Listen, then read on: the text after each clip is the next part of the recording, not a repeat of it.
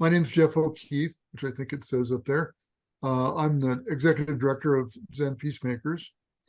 And some of you may know, some of you may not. Zen Peacemakers is an engaged spiritual, originally Buddhist, Zen Buddhist group involved in what we refer to as contemplative social action based in contemplation. And some of you may have heard of Bernie Glassman, who founded the organization 30 years ago or so. And his book, Bearing Witness, is foundational, really. It's our origin story, if you're interested. We invite everybody to become a member. It's free. It takes about 30 seconds. Click, click, click. And you get our, and then you subscribe to our newsletter and see what we're doing. We do something like this most every week. And it's around kind of a circle of different topical focus areas that can be of interest. So take a look at the website and join us if you like.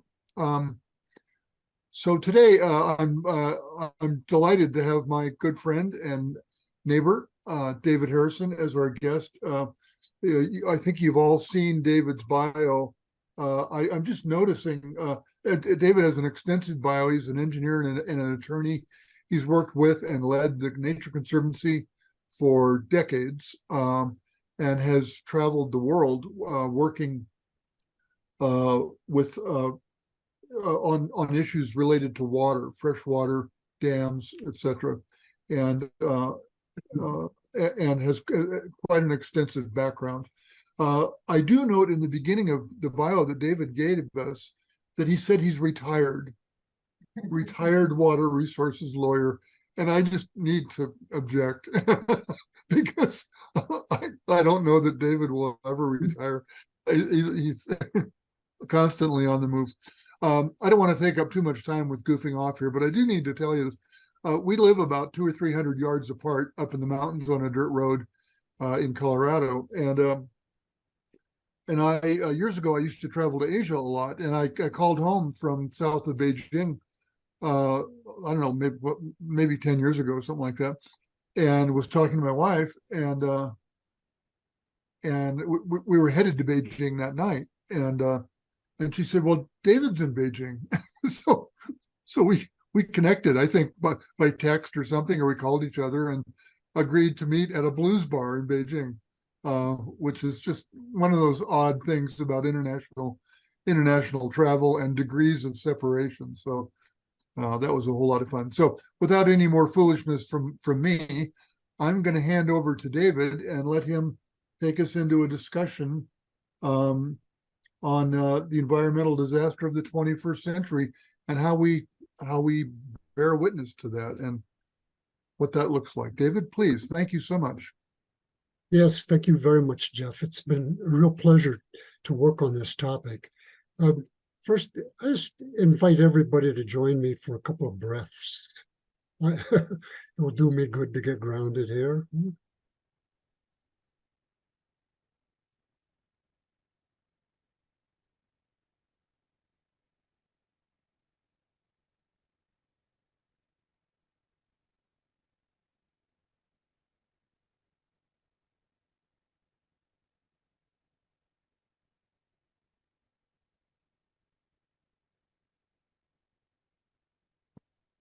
Okay, thank you.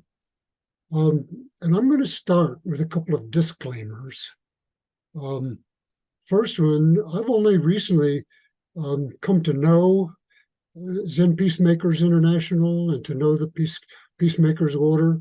And Jeff recently gave me Bernie Glassman's book, and I got into it. So I am a novice on the matter of the three tenets. The three tenets of the peacemakers: not knowing, bearing witness, and taking action. And so even with that, being novice, that perspective has really impacted me. And I think it will impact our discussion here today. But a second disclaimer is that the topic I've chosen is too large for the amount of time that we have, and actually too large for my expertise. So I've narrowed it down a little. I'm going to focus on the freshwater aspect of it, rivers and freshwater systems. It's still too large, but let's jump into it. I'll get on here and share my screen.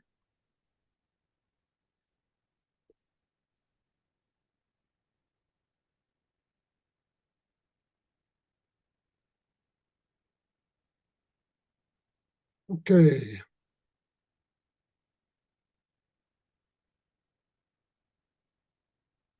So we'll deal with this dual threat, the existential threat of global warming and climate change, and the biodiversity crisis, also existential, actually. Ecosystems undergoing major alterations, species threatened with extinction. Climate change, and they're interrelated, juxtaposed and intertwined. And for example, climate change presents a real threat to natural ecosystems. Droughts, floods, wildfires, and changing temperatures wipes out lots of species and ecosystems. And the flip side, the destruction of our natural ecosystems, is one of the major drivers of increased carbon emissions and global warming, deforestation and burning, soil loss, wetland conversion, etc. So it's quite clear that we cannot continue the business as usual model. I'm going to start by addressing the clean energy crisis, and then I'll go on to biodiversity and ecosystems, and then we'll get to the crux question. Can we, as a global society and global economy, achieve both healthy and resilient ecosystems and a net zero carbon energy future? I believe the answer is yes, but it will be hard. And actually, just for practice for me on this business of bearing witness, let me share with you this anecdote. I think it has something to do with bearing witness. A long time ago, it was actually 1989. I had a chance to visit Brazil. Melinda and I went to Brazil the year before, 1988. We saw burning at that time. 1989, I was flying home from Brazil, and we flew all the way across the Brazilian Amazon. It was beginning to be night, got dark, and I could just black as far as you could see in all directions. The Amazon is just this sea of no development. And then I realized I'm also seeing the sprinkling of orange flickering lights. And I thought, wow, is that a town? And I realized, no, these are not towns. These are fires. And they were scattered all over the place, this sprinkling of fires. You think, oh, my goodness. And then it hit me, I'm smelling something. In the cabin of the airplane, I'm smelling the smell of wildfire smoke. I couldn't believe it. We're at 30,000 acre feet, and there was a layer up there, and it was coming into the plane's ventilation system. And there's nothing like a smell to hit me right in my emotional gut. And so it was impactful. I was crying. I was in tears and sobbing, and that went on for a couple of hours for me. As I watched this, I continued to smell, gradually removed beyond the Amazon, over Venezuela, over the Gulf. And then there was a switch. I don't know when it happened.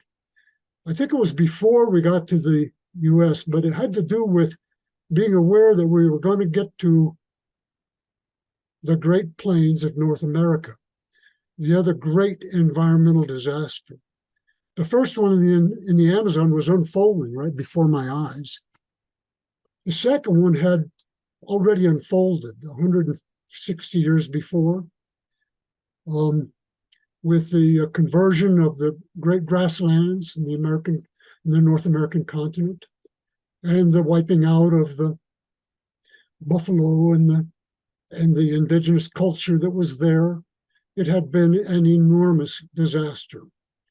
And it was like over. Now it was cornfields and Dust Bowl and displaced people. And there was this heroic effort going on in the Great Plains to try to restore, try to recapture some of the prairie.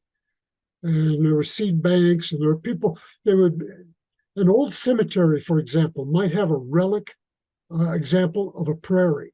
And people were going to great lengths to preserve that and to then try to propagate it. The abandoned railroad corridors, rails to trails, some of those corridors were remnants of the natural prairie. And I just got to thinking, man, Amazon's going to be a disaster, but even so, there's going to be something left, 25% destroyed, 75% left, maybe worse.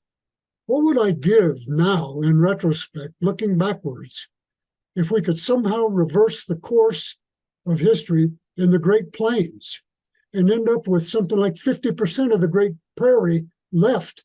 Wow. That was like, it was very emotional again. It hit me that would be a huge, huge conservation victory if somehow we could end up with only half of disaster, if you will. So I realized that this disaster that was unfolding underneath me in the airplane still called for action in a way that was really compelling. I mean, if the Amazon could be tamped down, could be moderated with only 25% loss, we now know that's critical, might approach a tipping point. But still, in the global scheme, that would be a huge conservation victory in comparison with North America. Okay, that's my anecdote. I mean, it really, you can tell it kind of hit me hard. So, on to the energy crisis. I'll start with the energy crisis, then get to biodiversity. One thing that's clear is we cannot continue business as usual. We have to get to net zero. Here I'm showing conclusions from the report of the IPCC, the International Panel on Climate Change, which is this high level panel of scientists that have been giving us sort of guidance, consensus of almost all scientists on where we stand with respect to climate. They came out with a report earlier this year, March, and this is the synthesis report, the executive summary. Limiting human-caused global warming requires net zero CO2 emissions, and by net zero, we mean zero emissions of CO2 and CO2 equivalents like methane, other greenhouse gases, and taking into account the possibility of sequestering carbon, of capturing and putting it back. So we talk about net zero.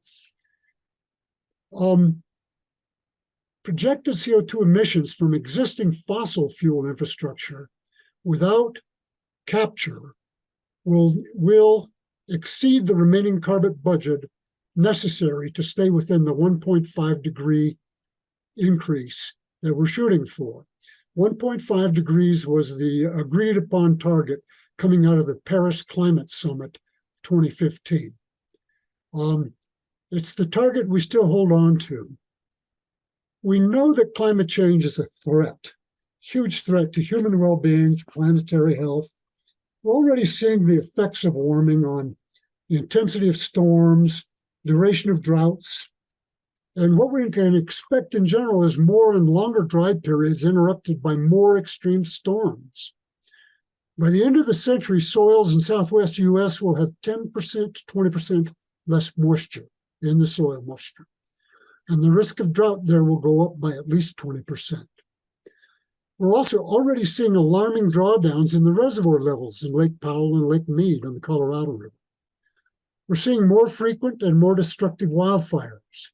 California, 2019-2020, Colorado, 2021-22, Greece and Southern Europe, wildfires, 2023, the Canada boreal forest this summer, just heart-rending, and finally Maui, 2023. We know that warming will cause sea level rise with catastrophic results, particularly in many coastal urban areas. This cannot be cheap. And then there's the effect on plants and animals, affecting food supplies and natural systems. So there is a rapidly closing window of opportunity to secure a livable and sustainable future for all. This is the conclusion, finally, of the IPCC report. To the same effect is an interesting book. I really was moved by this book, Bill Gates, How to Avoid a Climate Disaster.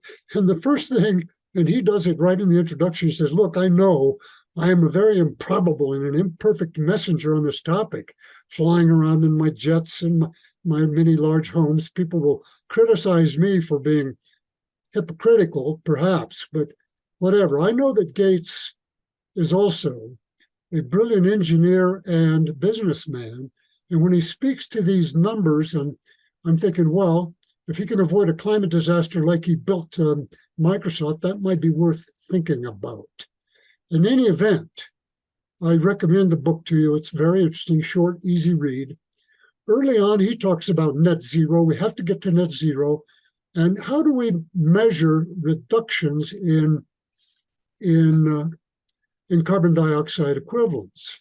You know, always we hear about it. So this intervention will reduce carbon by so many tons per year. And I'm thinking, well, what does that mean? And he says, look, here's a way of looking at it. Right now, we are currently generating about 52 billion tons of carbon. If we want to get to zero, we have to reduce that. That's per year, 52 billion tons per year. And so where is that coming from? Industrial processes like making steel and cement and aluminum. That's 29%. That's the biggest chunk. Then electrical energy, the power sector, coal-fired power plants, etc. That's 26% currently. Agriculture and food, growing food and raising it, processing it, feedlots, beef feedlots, 22% of the total. Transportation and shipping, driving around in cars and trucks and airplanes, which is really hard to deal with, 16%. And then heating and cooling buildings is 7%. So this is very interesting because this gives us, he says, now we can start talking about the amount of reduction in terms of what percentage of 52 billion does this change involve. So let me move ahead and we'll get back to this.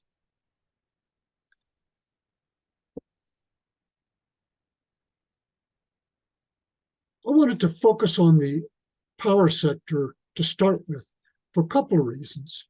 One is it's actually the most tangible, readily dealt with of the bunch.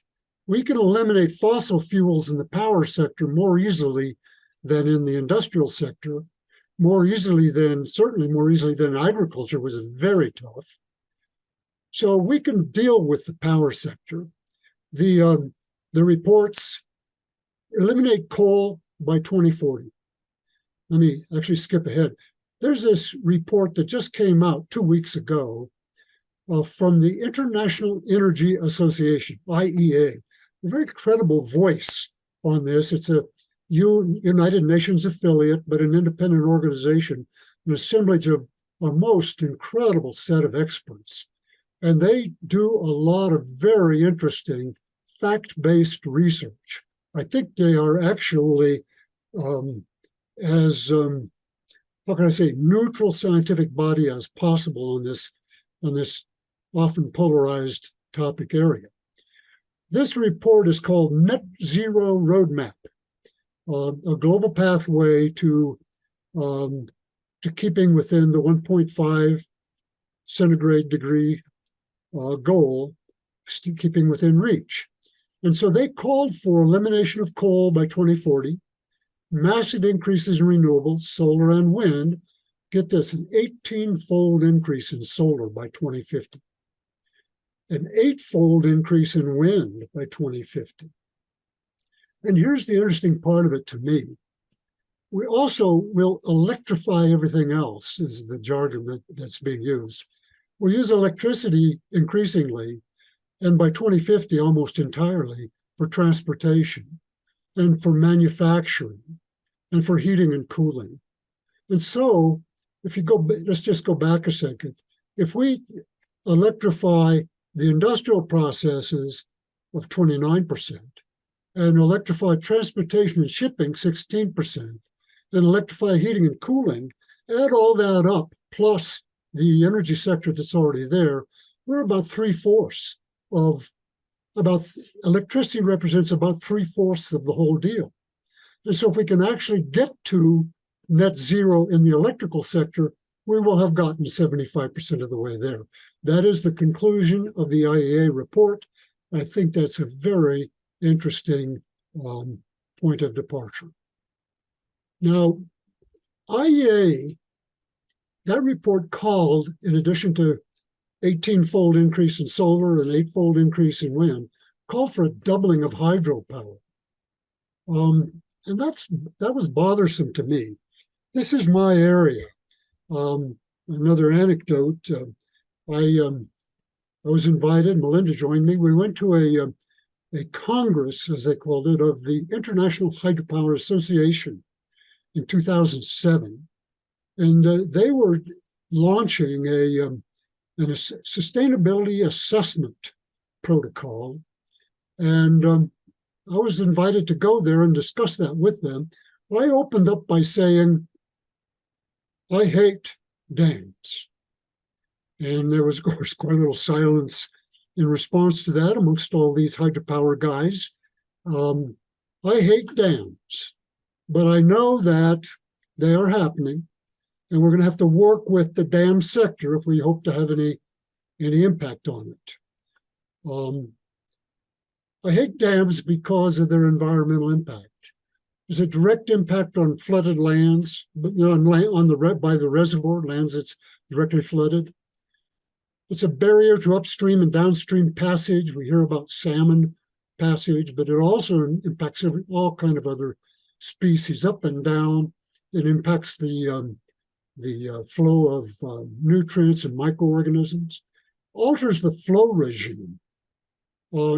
Flows might be higher than historically or lower than historically, or often with dams, sometimes higher and sometimes lower, same dam. And it traps silt and sediment, which is a critical thing that eliminates habitat creation downriver from the dam, and it removes nutrients that are critical to ecosystem productivity. So I hate dams, but we knew we had to work with these guys to see what we could come up with. I do have an example. This is a dam in the Brazilian Amazon, the southern Amazon tributaries, the Tapajós tributary and the Teles Pires River, which is tributary to the Tapajós.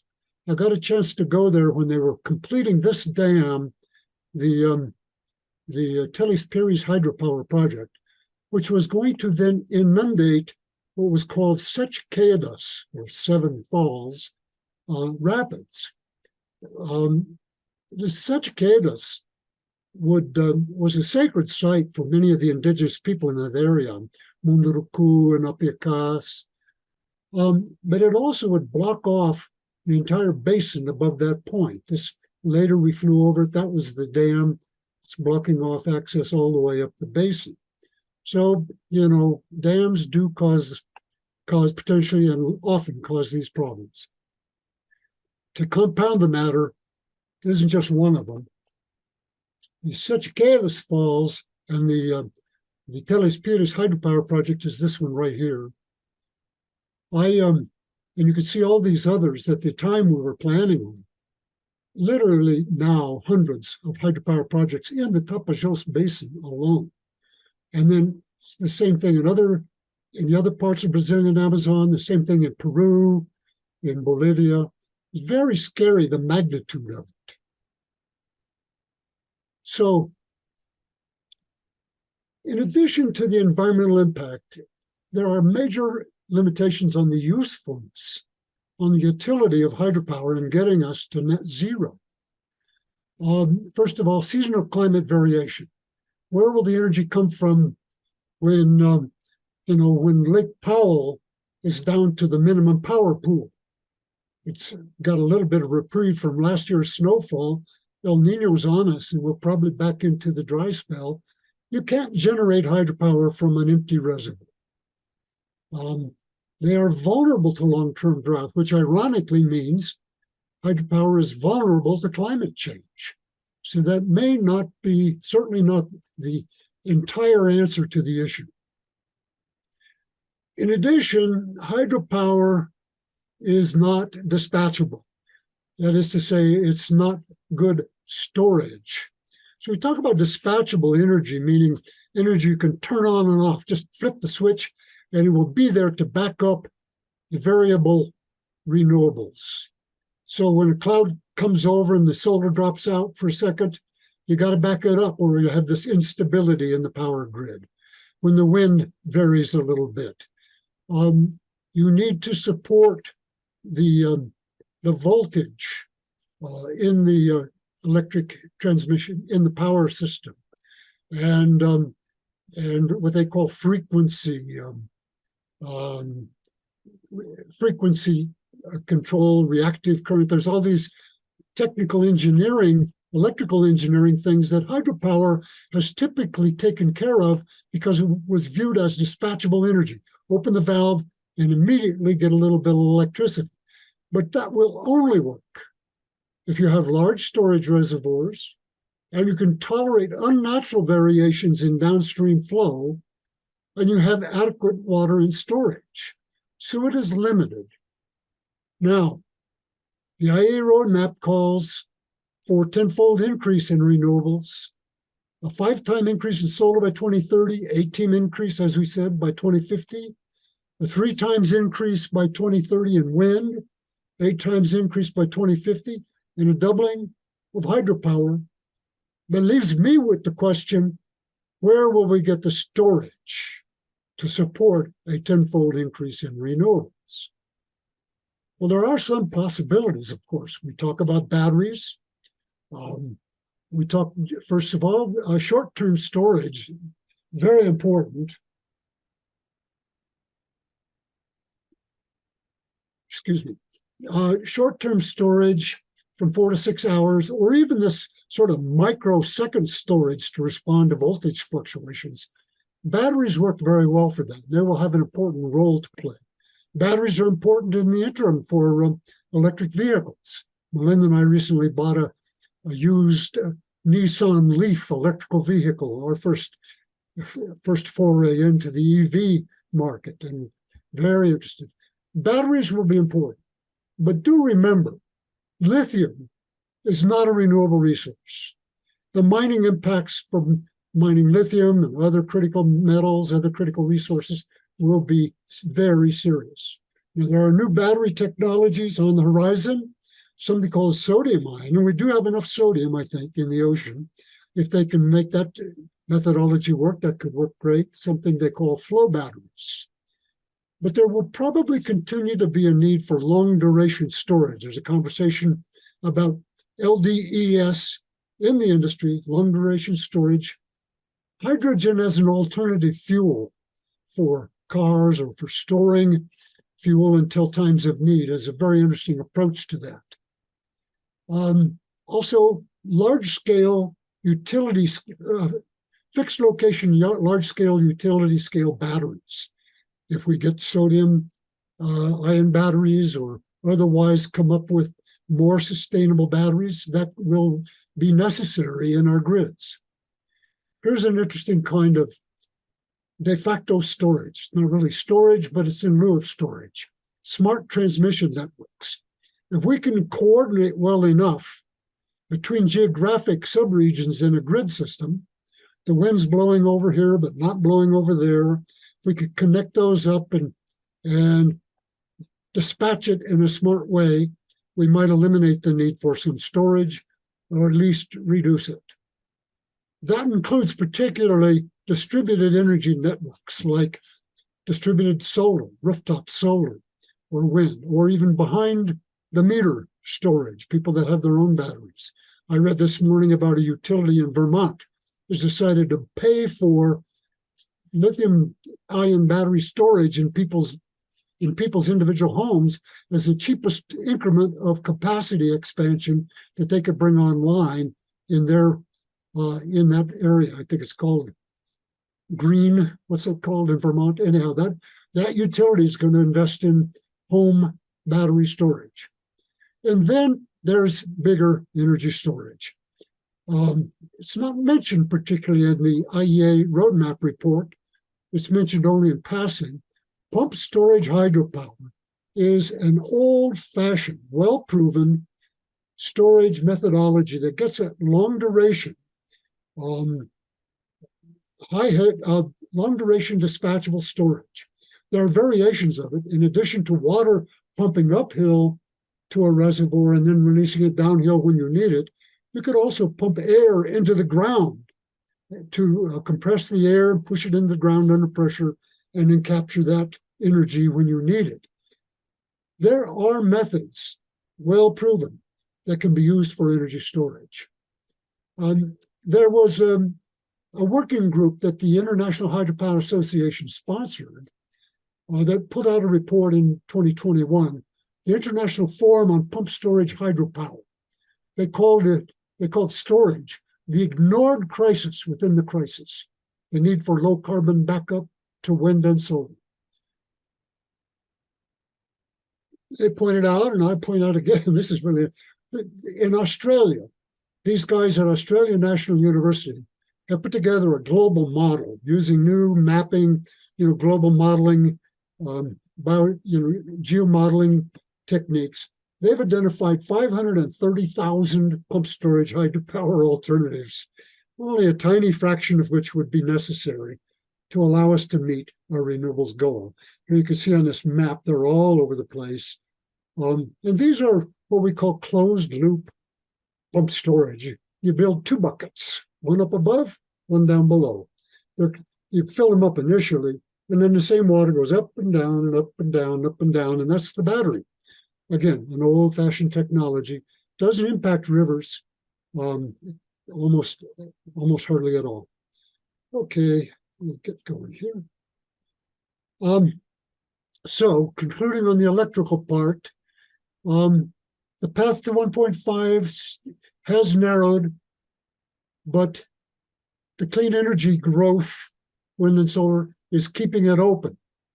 The 10-time increase in renewables is possible. And IEA points out that we are close to being on track with solar. We're a little behind on wind. That is to say, we could get to the 2030 level and be pretty close.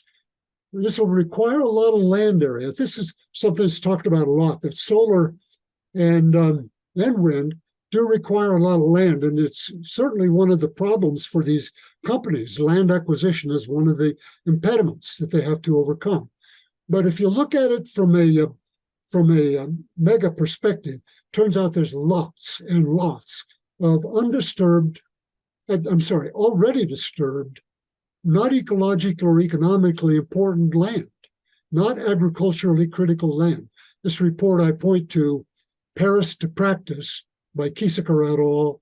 In 2019 says that there's like 3 times as much land as we need to get to completely powering the transition. It will require massive investment in storage and in transmission systems. So that's what I will conclude about the biodiversity, about the electrical crisis for the moment. About biodiversity. So this is, I have a lot of numbers here, bear with me. This is something we have to get our hands on. 2/3 of the world's species have been lost, according to the World Wildlife WWF report of 2022.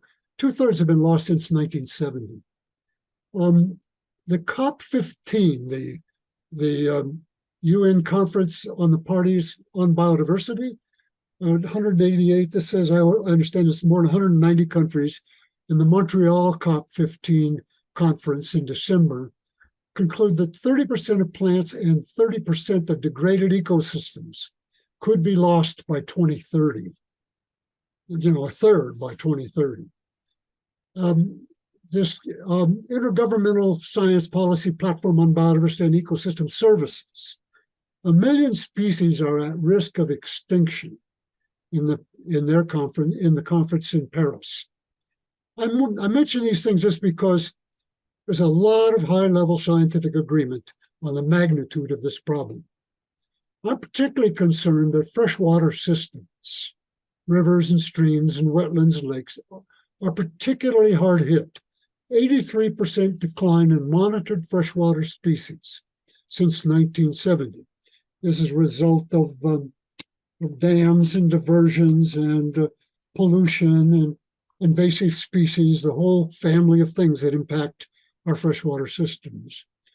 I want to step back a second for another anecdote about this thing. Something about biodiversity that, and particularly this has to do with bearing witness again. We'll share this story. In 1976, I think, I went to a workshop. I had recently done the what's now known as landmark education, the EST training, and I was doing a follow-up workshop, and they were talking about coming from nothing, and it was the guy that was leading it kept inviting me to would I be willing to drop my agenda just for today? He said, find something that's very important to you. Find something that you just think is critical for yourself. And I'm asking you if you'd be willing to drop that agenda just for today. And then I'm telling you, that was hard to do. I wouldn't. No way. I was pretty clear on my agenda about preserving biodiversity. I knew the reasons why it was important to protect biodiversity.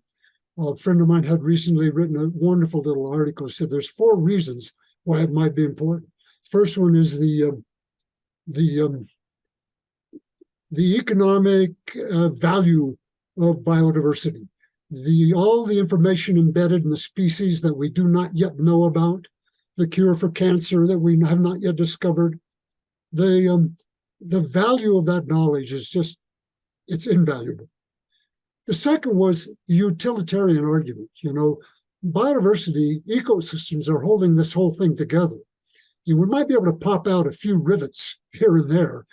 We can lose a few things. It's like the rivets in an airplane. You start popping them out one at a time. After a while, you hit kind of a critical mass, you pop out one more rivet and the wing falls off the plane and the whole thing goes down. So there's a huge utility reason why we need to protect biodiversity. I was well aware of that one. Also, there's an ethics reason. This has to do not just with me, it has to do with my grandchildren. I have an ethical obligation to pass the world on to my grandchildren, at least in as good as possible condition, as it was passed on to me. And those three things really appealed to me. I could see them as, from my perspective as an engineer, lawyer. And the fourth one he wrote was aesthetic. And at the time, the engineer in me, I thought that's cool for people that are interested in aesthetics. I get it, but that didn't really call to me.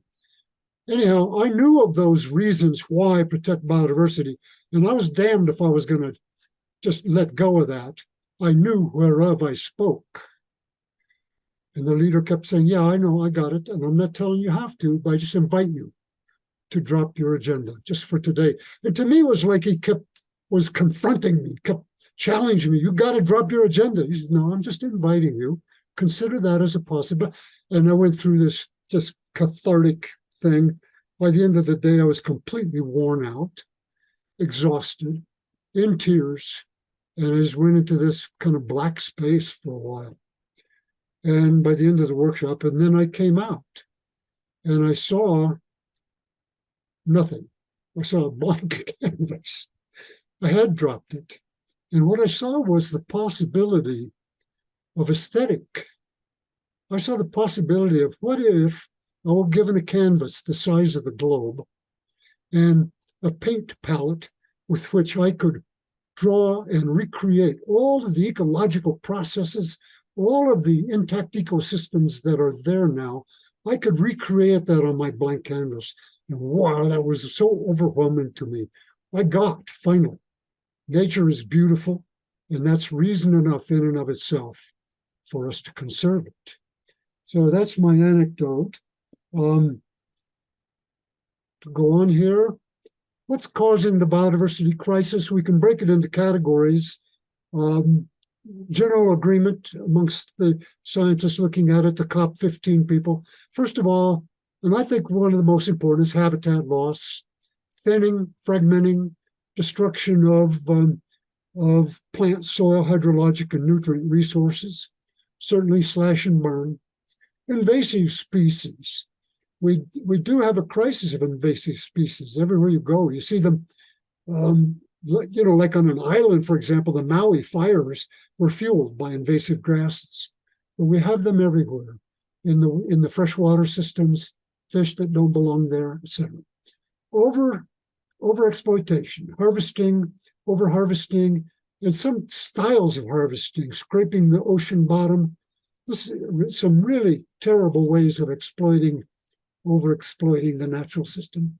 Then there's pollution, discharge of substances at a rate faster than it can be absorbed by the natural system.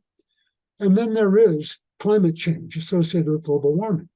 Again, global warming, modifying the Earth's climate associated with rising levels of greenhouse gases, is causing extinction, biodiversity loss.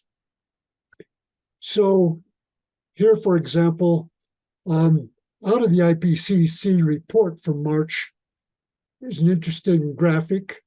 Here's the risk of species loss if we manage to hold things to 1.5 degrees centigrade increase, the top picture.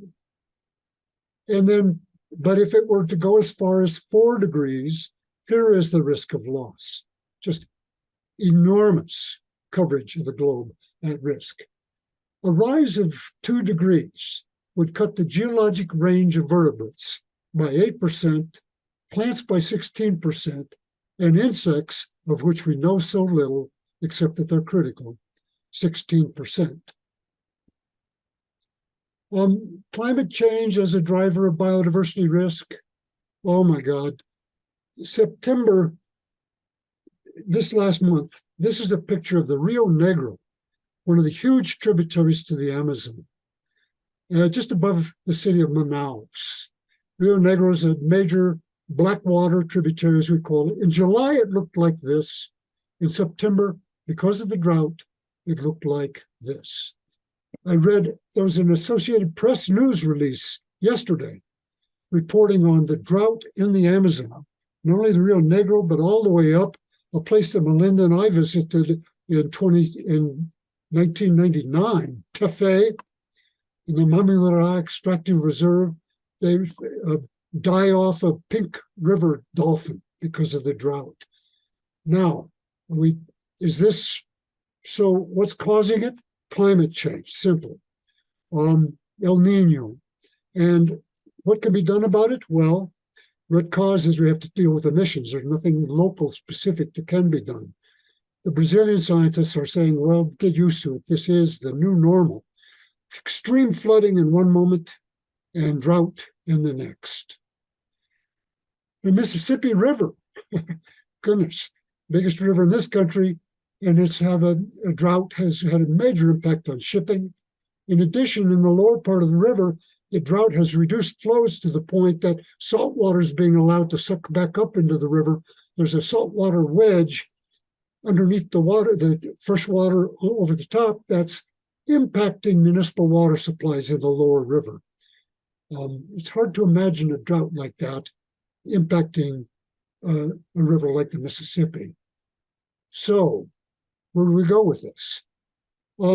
There's a general consensus, again in COP15, that we need to get to a 30% conservation goal by the year 2030. What do we mean by that? We'll get into it more. I want to point out also that the NGO community has come together around this. TNC, WWF, Pew Charitable Trust, and one of the branches of the Walton family have created something called Enduring Earth Collaboration. Other NGOs are also signing on to this shared goal of 30% by 2030. What we're talking about is avoiding 3 billion tons of carbon annually. That would be 3 billion out of the 50 billion. So this is like less than 10%, but a significant amount by 2030. Help 100 million people that are at risk of climate-related emergencies. In other words, people at risk of drought or at risk of flooding or sea level rise by safeguarding protective habitats, restoring wetland, restoring deltas, and using natural, how can I say, nature-based systems to help protect people at risk. Conserving 650 million hectares by biodiverse habitats. Conserve 4 billion hectares of marine habitats. And of course, my favorite, the wetland and the river area. Conserve 1 million kilometers of rivers and 30 million hectares of lakes and wetlands. And then the last, but related, support leadership of 45 million people from indigenous and local communities in stewarding their environmental rights and, frankly, helping lead in the conservation and the achievement of these other goals. I'll get more into the indigenous people in a second. Just 1 million kilometers of rivers. How much is that? But just by 2030, mind you. So here's a interesting graphic. And it shows at the top historic free-flowing rivers. This is the set that we would have gotten to choose from. Many of them are already lost in terms of their free-flowing characteristic, that is. They may still have ecological values. I don't want to overstate the case. But if we want to protect 1 million kilometers of rivers, what we want to do is avoid and remove dams on these rivers, restore natural flow regime, negotiate water use agreements that keep us within water budget. Here's an interesting concept. I don't know if you've thought about a water budget. Every river basin has a water budget. It's implicit or otherwise. If engineers sit down and say, we're going to figure this out. How much water is coming in terms of rainfall, snow, and how much is being released from snow melt or glacier melt? How much of it is in storage in groundwater or in human storage? And how much of it is flowing out in terms of being burned up by human uses, for example, or natural wetland evaporation, and how much is flowing out to the sea? So you can write that kind of a budget, sort of like a bank account, income and expenses and savings account. Critical to understanding how to manage any water basin. And so if we're out of budget, like we are on the Colorado River, for example, we have to think about how can we get back in to balance on our budget. There are other threats such as pollution, or here's one for you, sand mining. Mekong, for example, in particular. They're digging up so much sand and gravel out of the bottom of the Mekong that it's completely destroying the sediment balance that supports the nutrients that support one of the most important fisheries in the world. And then again, invasive species. Working with interested parties, indigenous communities, local communities, to implement appropriate strategies in each of these places. This is critical because, we can't come marching in like a group of large international NGOs and say, we know the answer, or COP 15 nations and say, we know the answer. We have to work on the ground with the people who live there. Here's a recent example that is a favorite of mine. I had a chance to go there this last spring. In June, I got on my little camper trailer and drove around, because I'd heard about these agreements, the release at the Navajo Dam down by the New Mexico-Colorado state line. The Nature Conservancy had brokered a deal between the Jicarilla Apache tribe, the Interstate Stream Commission of New Mexico, to release water out of Navajo Dam. And this is water that had previously been leased to the Four Corners coal-fired power plant. The Four Corners plant has been shut down now in the path to net zero. That's one of the coal-fired plants that's shut down. And the water that had been used on a constant flow basis and burned up to evapotranspiration there was now available sitting in storage that it could be released on a schedule to restore habitat and to support the spawning of endangered fish of there are 4 Colorado River endangered fish in this area. And here's what I saw when I took my little drive. This is a sad picture of the dam. You can barely see it, but releasing water out of this dam produced this kind of flow release. I liked it because it was a deal, although brokered by an NGO, was primarily between the indigenous group, the Hickory Apache tribe, and the state of New Mexico. This is a conservation initiative that's going on and picking up a lot of steam in Southeast Europe, in the Balkan countries. Turns out the Balkan countries, for a variety of reasons, not to mention the impact of the war that went on there for so long, the Croatian, Serbian genocidal war, but for that and other economic development reasons, this is underdeveloped in terms of rivers. These are beautiful clear water streams with runs of fish. I want to go there because it's native habitat to the brown trout.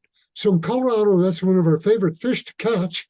This is one of the places that it existed naturally in nature. But there's between 2,000 to 3,000 dams in this entire region that have been proposed, mostly small dams that would do a lot of damage to fragmenting the system and will not produce a lot of electricity. One country in Croatia, but yeah, and so we're working there to propose and advance renewables. They said one county in the country of Croatia has an opportunity that would meet half of the national Croatian goal of 1 gigawatt just by building one project without going into protected areas. And in response to that, Serbia looked at it and found 100 renewable energy sites with big potential. So this is a matter of planning energy, renewable energy, as a way of conserving rivers and water and fish. And I like this, I started adopting my own tagline called Clean Energy, Healthy Rivers. And this is an embodiment of that way of looking at it. And now I have a story I want to share with you. Oh my goodness. So one of the places I worked, as I indicated before, was in the southern Amazon on a river basin called the Tapajos. I shared before about the Telespires project. Here last fall, about the same time a year ago, myself and some engineers from Rio were just at the leading edge of modeling renewable energy systems in Rio, and a friend of mine, formerly from the Nature Conservancy, and an energy economist. We traveled to this region in that basin, and because we had been invited to an Indigenous Indian Peoples Congress or conference, and they called it, you could barely see it on the sign, the 9th Festival of Juruena Vivo. And there were maybe a dozen indigenous tribes, Munduruku, Apiakas, Kayapo, Erikibats, Nambiquara, Inawane, Paresi. All these people came together for the 9th time over a number of years to talk about shared problems and where they might go with it. And I want to look at it because they had this advocacy group here, my friend, my friends at Opang is the name of that group, and supported them to put together this map of the current threats that they were dealing with and their important protected areas. Take another look at that map up closer a little bit. You could see the detailed map of the river and of the indigenous reservations within that area. So zooming in a little bit on this area, my goodness, look at the proposed dams on this one river and this branch of the river and over here. It's crazy. Although it's worth noting that here's a river. All right, I forgot to tell you the legend. The red markers are dams that are already built. There are a few of them here and there. And this river is called the Upper Juruena, Alta Juruena. And it's got several dams on it, but it's got a couple more that aren't yet built, proposed but not built. I tell you what, that might be a good place to build dams. It's right in the middle of a place that's already completely impacted. They can live with those. But how about this river? Damming up that river would ruin the whole damn river. They're calling attention to that. And then there are other places. So there's another spot up here on the lower down on this river called the Arinos. And here is a project that I want to zero in on a little bit called the Castañeda hydropower dam on a river called Arinos. So it's here, zooming in a little. This is a dam that would block migratory access to the entire river basin. Remember the name, probably 1,000 kilometers up to this point. Well, at least hundreds of kilometers up to this point. I forgot the numbers of main stem, not to mention all the side tributaries that are part of that river system will be blocked by that one dam. And that dam is loaded, or that section of river right there is passage for many, many native species. For what? 140 megawatts of seasonally variable energy. It would be not producing very much in the dry season. It would have to be made up from something else in the system. Are there alternatives? Yes, back to pump storage and solar. So we proposed, again, with the help of my friends in Rio, the firm's name is PSR, proposed using their modeling system. They now have a tool that can inventory pump storage, hydropower, solar, wind, renewable systems throughout the whole country. Here's an alternative. If you built a bucket on top of this hill and another bucket on top of this hill, you'd have a battery. You'd store water up here when the sun was shining too much, release it back here when you needed the energy. And here's a place where you could put solar panels on the ground of about the same size, and that project would produce the same amount of energy, but consistent throughout the year. Be off stream and no blockage of the river, and it would be slightly cheaper than the Castañeda project. So we thought that's a very cool project.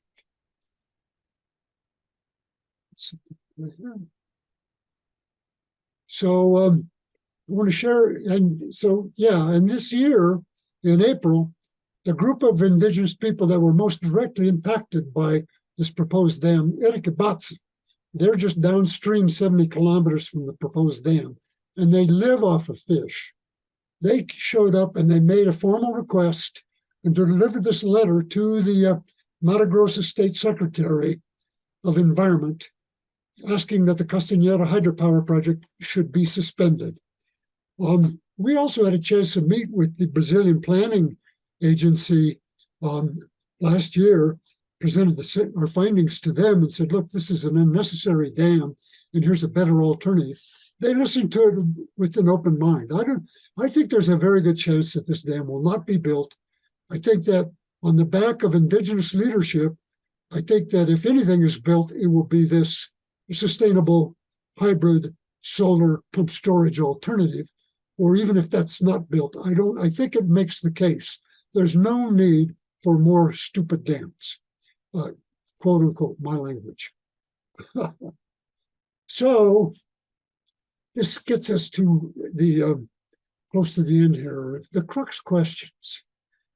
Can we, as a global society and global economy, achieve both healthy and resilient ecosystems and a net zero carbon energy future?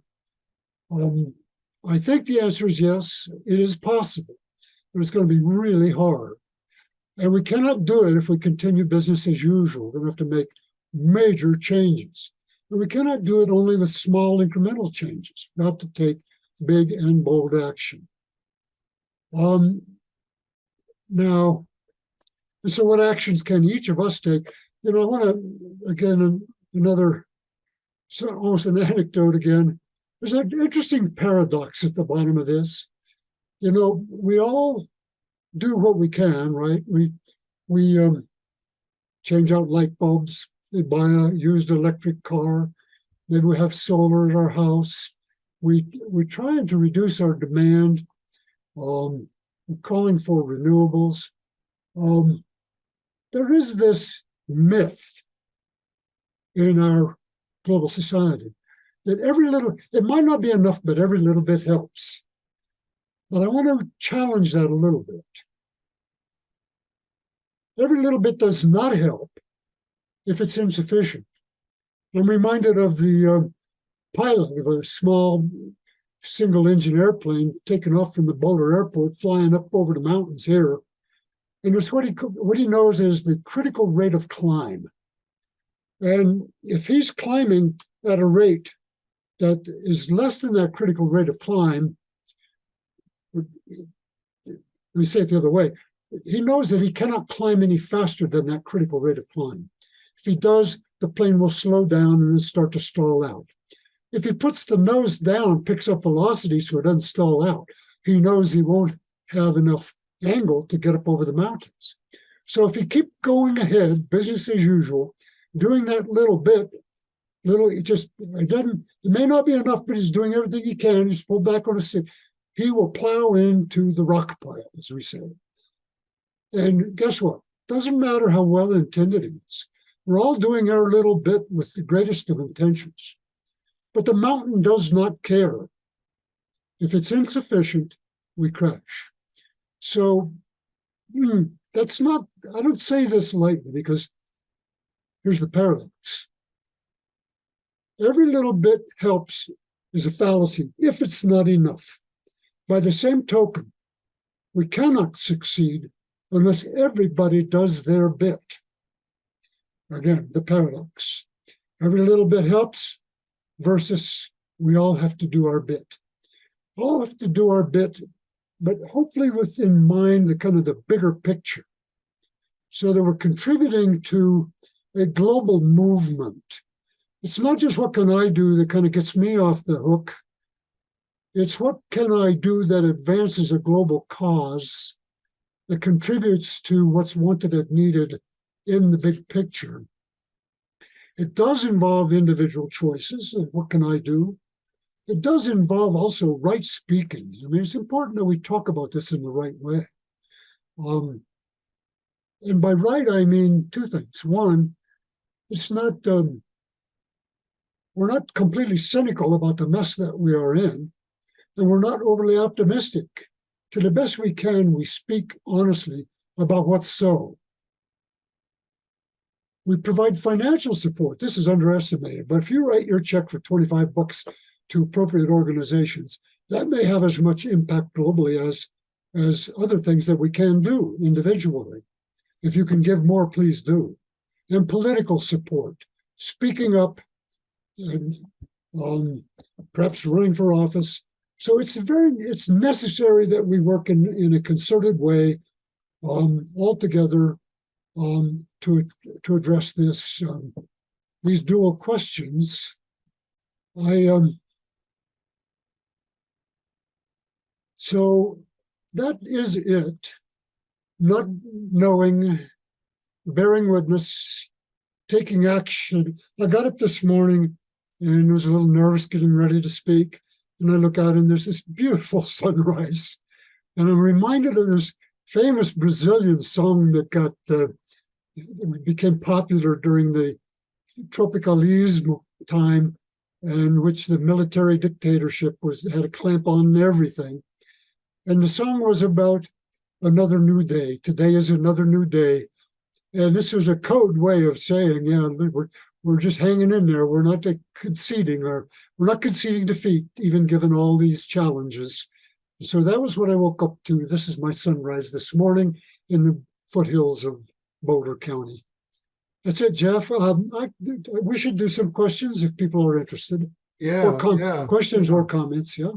Wonderful, Dave. Thank you so much. And in as much as I live just up the dirt road from you, I saw that same sunrise. So how wonderful to share that. Um, we have a smaller group than we started out with, but please let's maybe that makes it a little more friendly and accessible. If anybody has a comment or a question for David, please feel free. You're among friends here. So I'll go. Hi, thanks, Marty. Marty. Thank you, David. One thing you didn't mention, and I'm curious to your perspective.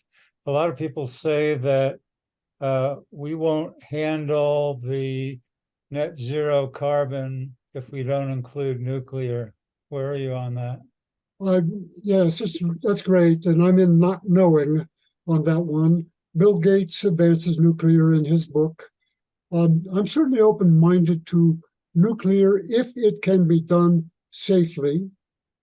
And by safe, we mean a couple of things. One is if you have a nuclear accident that isn't going to melt down and cause a Chernobyl or like that. That's the big risk that we have faced all along.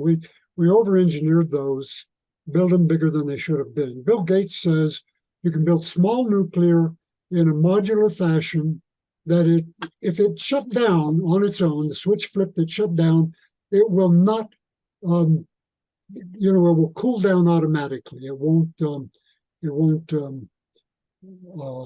the word. It won't melt down. The second is nuclear waste. We have to find a place to park that stuff. And the third nuclear risk has to do with terrorism. We know that nuclear facilities or even nuclear waste in the hands of the wrong people could be very damaging. On the other hand, Bill Gates points out that, maybe there's plenty of opportunity for people to do damage in this world. Blowing up one dam in Ukraine may have done as much damage as blowing up the nuclear reactor. And he makes the case that it is probably feasible, and he argues for investment in that area. I'm not opposed to it. It could have a great advantage. Of course, it's not new technology if we can scale it down and tame it. So I'm open to it, Marty. It could well be part of the mix. Thanks, Marty. Anyone else? We've got a small group, and any kind of question or comment is most welcome. I've got a couple in my pocket, but I'll wait to go last.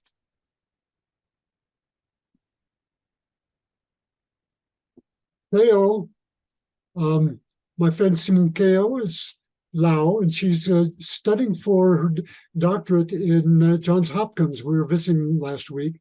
I know she's deep into this topic, getting ready for exams, international development. Well, I don't know if this will prime the pump at all, but David, let me ask you one. And this is decidedly not scientific. This is really more on the human imagination side of things. And I don't think I'm a dreamer, but I do think that there's enough intelligence and creativity to solve our big problems. Poverty, war, climate crisis, etc.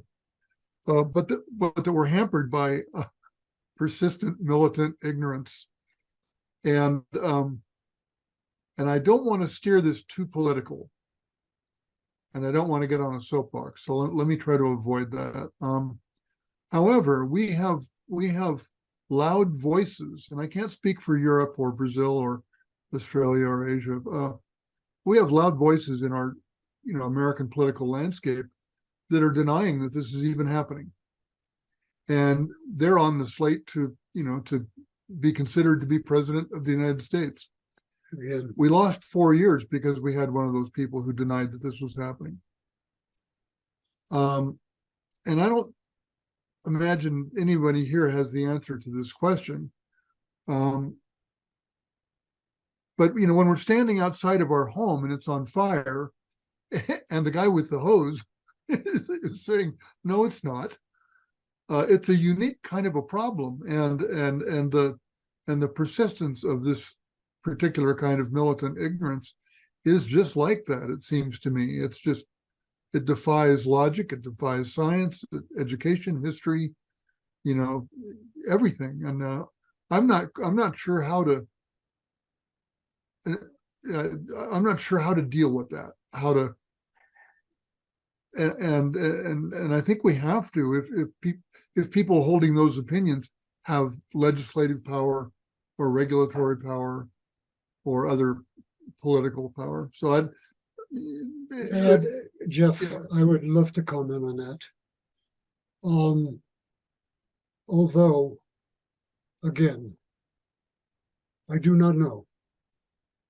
Yeah, neither. So it's like the third global crisis is this crisis of ignorance and denial and politics. And I can only say that we have to approach it in the same way, perhaps, not knowing, bearing witness to this crisis, and looking for a way to take action, right action. I do think that right speaking is very important, even though I do not know personally how I'm going to do that at magnitude, at scale, to be the one to unify this country or other divisions within the globe. I don't know. So I still approach it just from, well, here I am. I see it happening. I don't know what's going on. I will bear witness to this. And I will look for what is the right action that's available to me at my scale. And beyond that, I just hope that this third crisis does not overwhelm the first two that we've been talking about. Yeah, thank you for that, Dave. Thank you. Wonderful. Nicholas, thank you for your electronic hand. Go ahead and unmute. Hello, David. Great to hear from you and everybody. Hi. Thanks for being here today. Thank Cool you, to hear a Nicholas. little bit more about your work. Yeah. I have maybe two questions. My first question is run-of-the-river technologies and whether you have come across that in your hydraulic work and where you see, if you see that playing a role. Yeah, I will definitely take it on. I do not like run of the river at all. And if you remember, I showed you a slide of the Balkans in Albania and 2,000 to 3,000 small projects, all run of the river, each of which will fragment the ecosystem, will block, and will not provide a lot of energy, and definitely will not provide dispatchable energy. So run of the river does have an advantage that it will not change the flow regime. Big storage will really mess it up. It'll not only block the river and trap sediments and prevent passage at all, but it will alter the flow. Run of the river will not. Run of the river means a small project that operates just on inflows, and the amount of outflow is always equal to the amount of inflow. Sometimes it means diverting water out of the river and through a penstock and back to the river. Sometimes it involves what we call kinetic energy, meaning you put turbines right inside the flow of the river, submerge them, hook them to the bottom. There have been proposals to do kinetic energy at a pretty large scale on the Mississippi. They would be high and dry and help to impede navigation if they were in that river today, because of the river is subject to these changes. In addition, run of the river is a very inefficient way of extracting the energy out of a river. So if you're going to have a dam, you might as well make it one big one and do your best to mitigate the impacts of it than to have 2,000 small ones, a death by 2,000 cuts. I am not a fan of run of the river. I am particularly concerned that it is viewed by some as the answer to our problems. I don't see that. Thank you. You're welcome. Sorry. Did you have another, Nicholas, you have another question? My other question is not quite sure how to phrase it. Perfect. But it comes to how we impact environments. Mhm. And in a lot of agriculture in the West and in the sphere of permaculture, there's often this idea of slowing it down and spreading it out. And so with water, stopping water in different places and getting it to go into the soil. Mhm. And that's creating opportunities of Mhm. certain ecological kinds that humans like. And so I'm curious if there's any insight to share about that with dams being large objects that kind of say, oh, well, let's just stop it here and let's spread out the water and send it to the sides. And Yeah. I wonder if there's anybody doing work in that sphere of saying, we're not going to keep this ecosystem intact. We're totally going to change it. And sort of what you just said with the run of the river things, like there are a lot of small steps that in the end don't add up well. And so how do you do your best to do a large impact thing? And I guess it's asking whether there's anybody doing it a step further and taking a large impact thing and really saying, we're taking all of this water and we're either putting it all into the land or we're putting it all somewhere else. And if there's Yeah. anybody doing that intentionally, because we're doing that unintentionally with the Colorado River.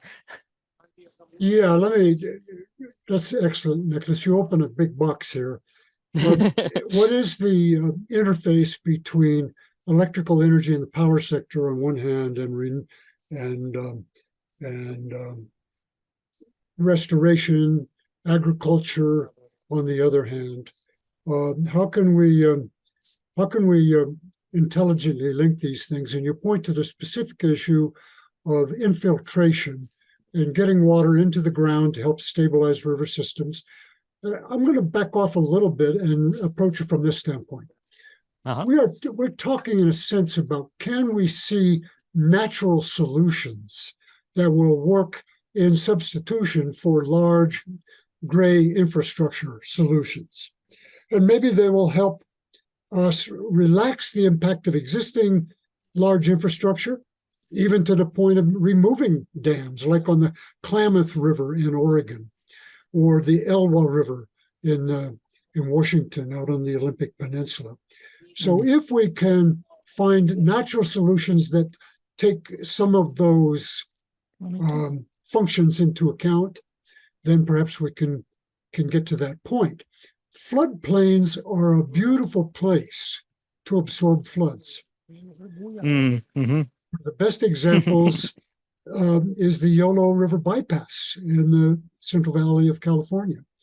If you can allow floods to go through that space out of harm's way and recharge and help regenerate flows into the Delta, that's maybe the best thing to do with a flood. Now, dams are there, and they're largely in the West for the purpose of agriculture as well as hydropower. And what they do, and the dam advocates will say, look, what we're doing is spreading water on the ground. Look, it's causing, the leftover water is recharging into the ground. Well, it is. And a lot of it's burning up, and we have to balance the water budget. And you cannot balance the water budget solely by infiltrating some water into the ground. You have to look at the big picture. You have to infiltrate some water into the ground. You have to reduce evapotranspiration. You have to find a safe way to store and handle excess flows when they come down. You have to look at the whole water budget. So when I'm looking at regenerative agriculture, I want to think about it in that bigger context. For me, regenerative agriculture is going to start with the role of cows and beef and feedlots. And what kind of crops are we raising? This is why agriculture is such a hard one to deal with from a climate emissions standpoint. But we have to do that. We have to change what we eat. We have to change what we grow. We have to change how we process it. And in the process, we'll open up avenues for rebuilding soil, sequestering carbon in soil, and moving toward root-based agriculture, permaculture in the future. That is a complex nest of problems, and thank you for bringing it up. Cheers. Thank you. Well, Jeff, we're probably about there. Is there anybody else with a burning question? Yeah, anyone else? We got a couple more minutes. We don't have to use them, but if you have something, please share. Okay. Jeff, if I could close, I just want to, I really appreciate this opportunity. You don't know how much fun I've had and how much value I have gotten out of digging deeper into my own topic. It's like, wow, I did not know what I did not know. Very good, very good. And I'm knowing less every moment. Well, I so appreciate you doing it, David. Thank you so much. And Nicholas, Gunda, Marty, Melinda, Valerie, Simone, thank you all. Yeah. Kale, thank you all for being here. Stay healthy, stay safe, enjoy your Tuesday. See you soon. Thanks. Bye now.